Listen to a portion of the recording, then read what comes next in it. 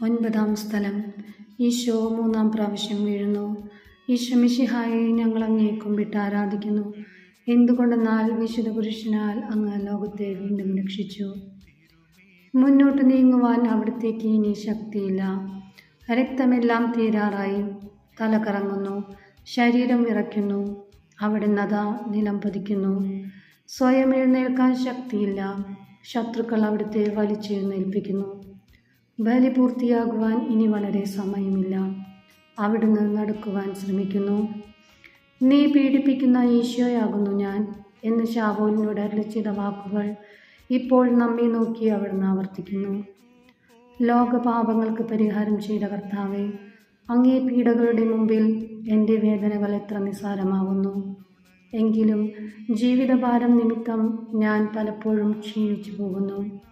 പ്രയാസങ്ങൾ എന്നെ അലട്ടിക്കൊണ്ടിരിക്കുന്നു. ഒരു വേദന തീരും മുൻപ് മറ്റൊന്ന് വന്നു കഴിഞ്ഞു. ജീവിതത്തിൽ നിരാശനാകാതെ അവയെല്ലാം അങ്ങേയോർത്ത് സഹിക്കുവാൻ എനിക്ക് ശക്തി തരണമേ. എന്തെന്നാൽ എൻ്റെ ജീവിതം ഇനി എത്ര നീളുമെന്ന് എനിക്കറിഞ്ഞുകൂടാ. ആർക്കും മേലെ ചെയ്യാൻ പാടില്ലാത്ത രാത്രികാലം അടുത്തു വരികയാണല്ലോ. സ്വർഗസ്ഥനായ ഞങ്ങളുടെ പിതാവേ, അങ്ങയുടെ നാമം പൂജിതമാകണമേ. അങ്ങയുടെ രാജ്യം വരണമേ. അങ്ങയുടെ തിരുമനസ് സ്വർഗത്തിലേതുപോലെ ഭൂമിയിലുമാകണമേ. അന്നു വേണ്ട ആഹാരം ഇന്ന് ഞങ്ങൾക്ക് തരണമേ. ഞങ്ങളോട് തെറ്റ് ചെയ്യുന്നവരോട് ഞങ്ങൾ ക്ഷമിച്ചിരിക്കുന്നത് പോലെ ഞങ്ങളുടെ തെറ്റുകൾ ഞങ്ങളോട് ക്ഷമിക്കണമേ.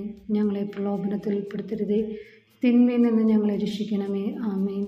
നന്മ നിറഞ്ഞ മറിയമേ സ്വസ്തി, കർത്താവ് അമ്മയോട് കൂടെ സ്ത്രീകളിൽ അങ്ങ് അനുഗ്രഹിക്കപ്പെട്ടവളാകുന്നു. അങ്ങയുടെ ഉദരത്തിൻ ഫലമായ ഈശോ അനുഗ്രഹിക്കപ്പെട്ടവനാകുന്നു. പരിശുദ്ധ മറിയമേ, തമ്പുരാൻ്റെ അമ്മേ, പാപികളായ ഞങ്ങൾക്ക് വേണ്ടി ഇപ്പോഴും ഞങ്ങളുടെ മരണസമയത്തും തമ്പുരാനോട് അപേക്ഷിക്കണമേ. ആമേൻ. കർത്താവെ അനുഗ്രഹിക്കണമേ.